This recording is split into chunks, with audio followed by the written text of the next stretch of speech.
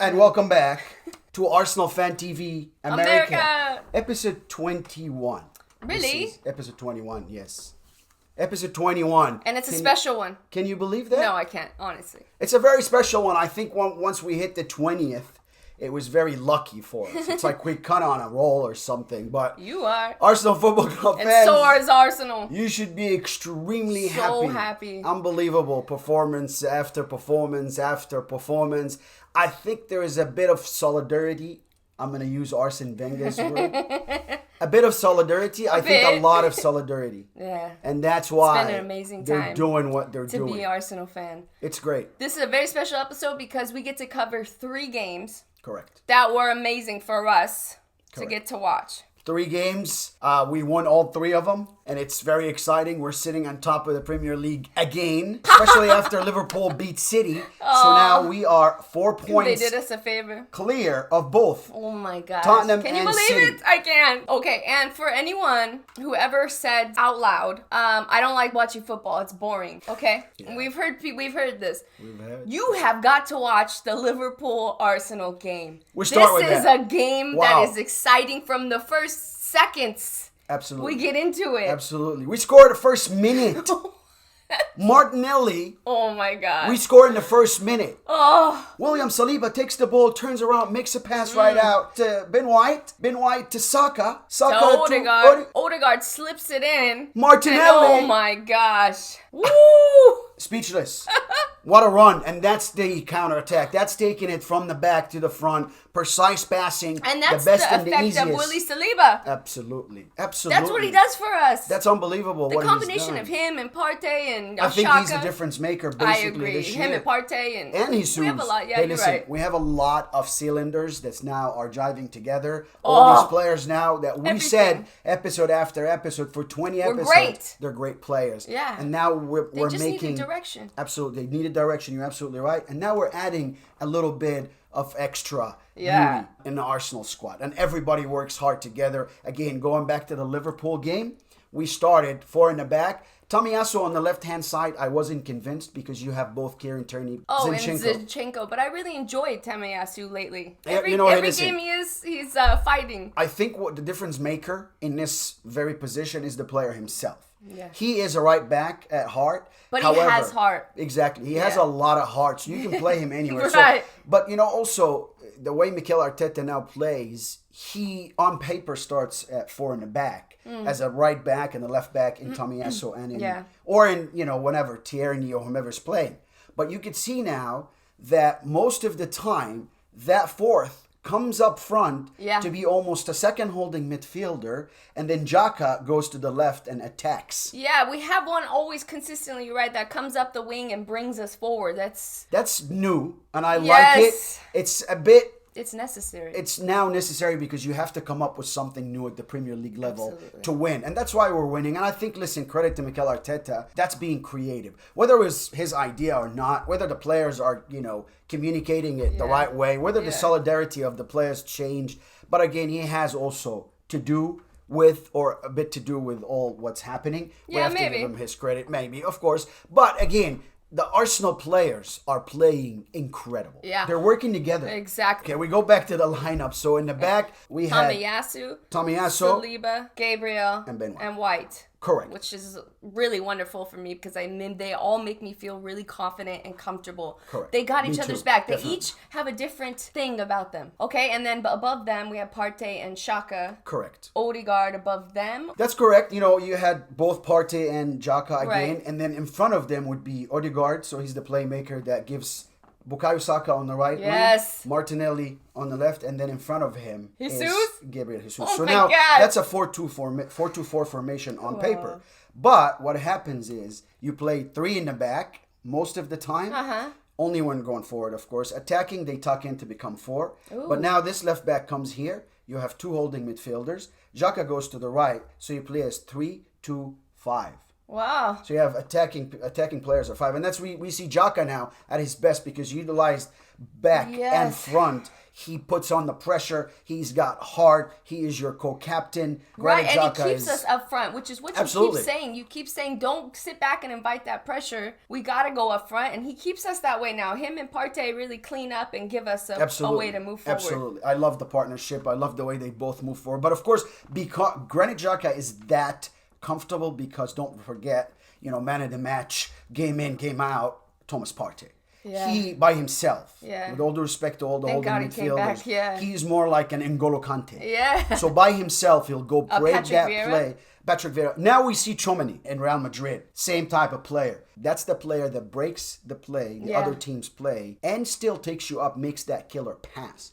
But now because Xhaka's always up front and Partey knows where he's always at, he always sends the right pass to Xhaka. I've noticed that. He goes back to Willy Saliba that keeps going right to left till see more of an opening. I see Arsenal going more towards Xhaka to this side and then Martinelli, and it's been very, very successful. But if nothing here, they'll go to Bukayo Saka, and Bukayo Saka will score. And he always finds a way to go forward. It's really refreshing to see that they constantly are trying to go forward. Before, we had a real problem with the constant back and the sideways. It was really frustrating. Absolutely. Okay, so in this Liverpool game, you're going to see at first, in my opinion, Arsenal not really shutting down or picking up who? Virgil van Dijk. Exactly. You gave him too much space, and the only really way they had forward was his passes. So giving him that space was silly. But I feel like they eventually kind of picked up on that and shut him down. They offsetted that, you're right. Later on, it was obvious at first, but later on, as team pressurized. Yes, when constant. the team pressured. It was so cool. They did that very, very It's so exciting good. when the team pressures. That's why we tell anybody who's not interested in football to watch this game, because it's exciting the whole way through. And that's when we coach the kids, when we say pressure. They call me Coach Pressure. It's like, so just pressure up front will break the play. Look, you can wait for him, a player like Virgil van Dijk, if you leave him, or Kevin De Bruyne, or anybody that knows how to pass the ball forward in an empty space. You can leave him and get picked on.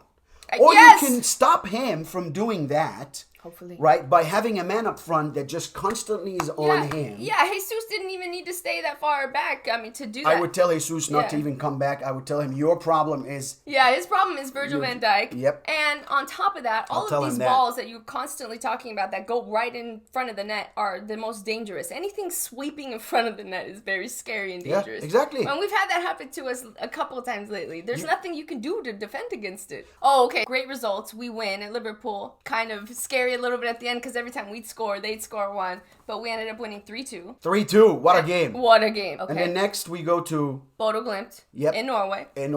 UEFA game was on Thursday. And guess what? They were tough. The champion of Norway. Hostile place. Yeah, their fans were intense. They didn't stop. They didn't care. The jumping together, the whole yellow submarine thing. They're a serious team.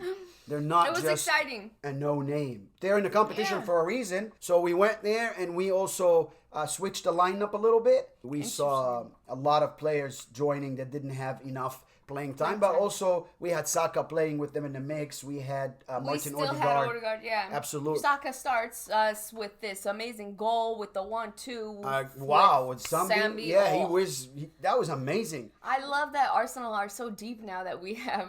Absolutely. It doesn't matter who we play. Yeah, exactly. You have a lot of good players. Yeah. We go there, tough game. Tough. Not an easy game. And again, we grab a win. A little nice scrappy win, which is what we started to doing back in the day. It was all Bodo Glimt in the second. It was all, it was scary. It was. So from one scary game to the next, we win. God. We beat Bodo Glimt 1-0, hang in there, and then we go to Leeds.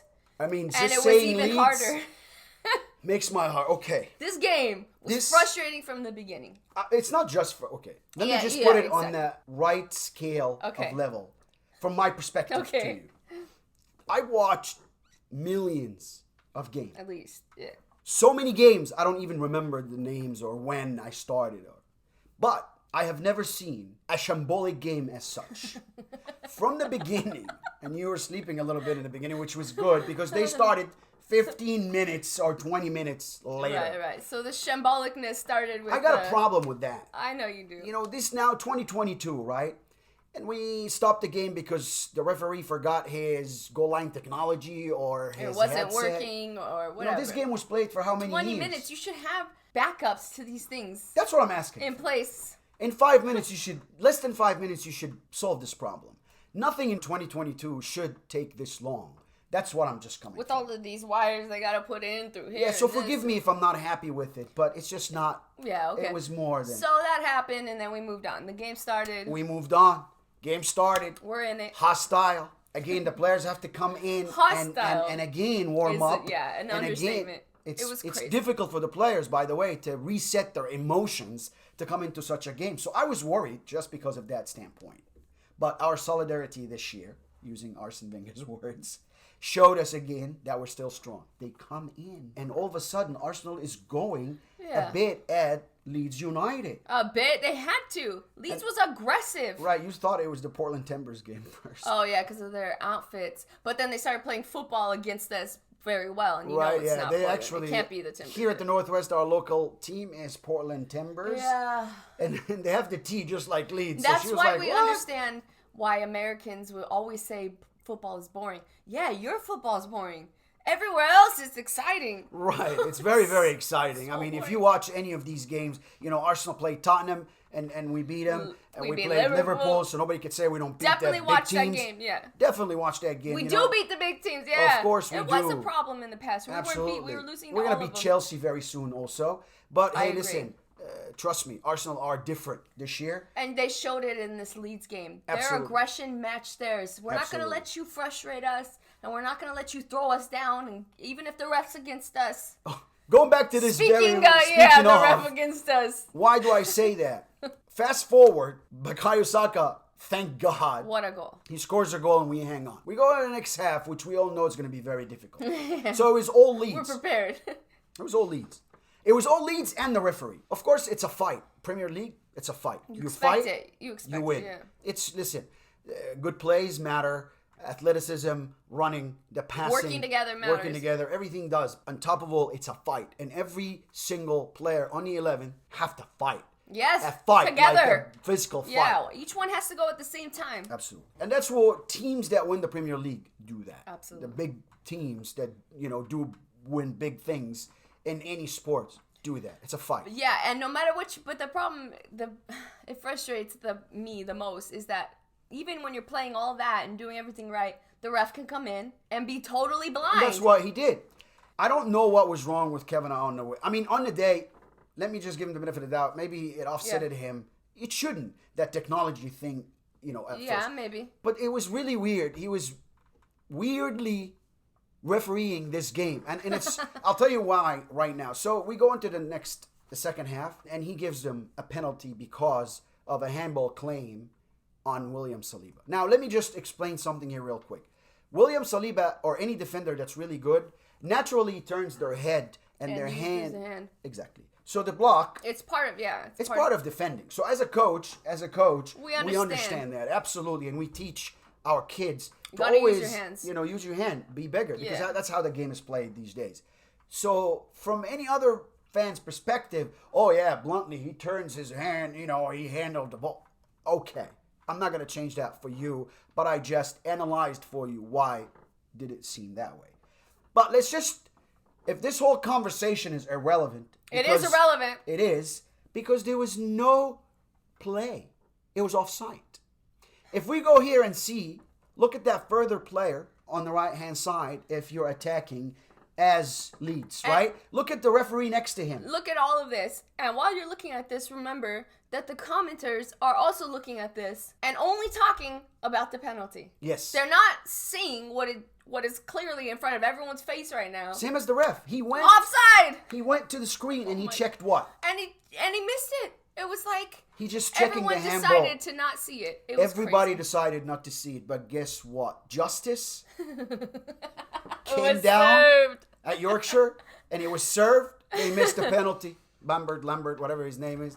Bamber. He didn't look comfortable the whole time. I know. And Arsenal got in his head. I also the felt players. like Ramsdale had it covered. I think Gibby just got in his head. Maybe, we don't know. Gathering around. But that was a good one. He missed it. He missed it completely. Okay, he missed it. Oh, woo, we're safe. Right. Okay, and then we get to the end. We're not. they had 6 minutes overtime, which is already ridiculous to begin with. Absolutely. But it goes even more 9. ridiculous to 9. Absolutely. And in the middle of that, they give him Another hold on. It's not just another penalty. Yeah. The linesman, all of a sudden, I'm like, okay, what's going on? And then the ref goes to him, and in 2-second conversation, the ref issues a red card. For who? Gabriel. Yeah. What?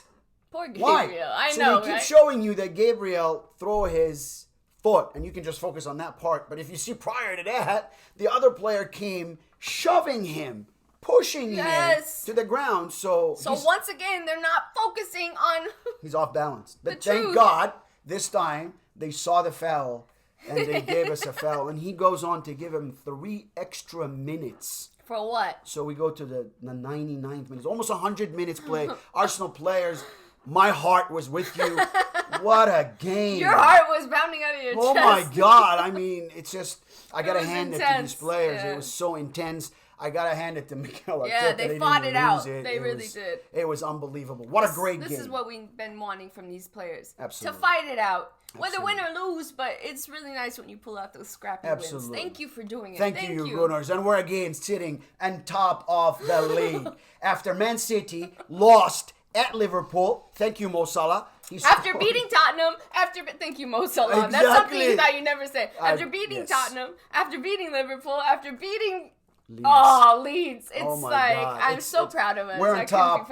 4 points clear from both City and Tottenham. And that's why I say we control our own destiny. Arsenal, for once, finally do. Okay, but who do we play next? We play a UEFA game, PSV Eindhoven. Oh, that's going to be fun. Yes. We're playing 2 games. Confident. Home and away over the next 2 Thursdays. Yep, they're not as strong as Ajax. Who's not as strong as Ajax anymore either. Right, and Ajax, as we all know, has issues right now. Yeah, just took 10 goals from Napoli over 2 games. Unexpected. After their coach left them to Man United, they've been down. Hopefully they get back together. It's a good team. We remember a couple of years ago, they went to the very entertaining to watch. Semi-final We got of the to watch them Champions live. League. Yeah, well, absolutely. awesome. But anyways, we go to PSV Eindhoven. Okay, That's where we play. I know we're going to win both games. I agree. We're going to take this UEFA Nations League and the Champions League. I agree. We're too strong for anyone right now. We're hot. Thank you, Gunners. We appreciate it. It's extremely hot. Extremely hot. Thank you. Thank you. We appreciate Thank you for the hard watching. work. Like, share, subscribe. Very important. And also hit that bell so every time we release an episode, because now we give you 2 to 3 episodes a week. Because there's a lot going on. Absolutely. Got the World Cup coming up. World Cup coming UEFA up. Champions League is played. Oh.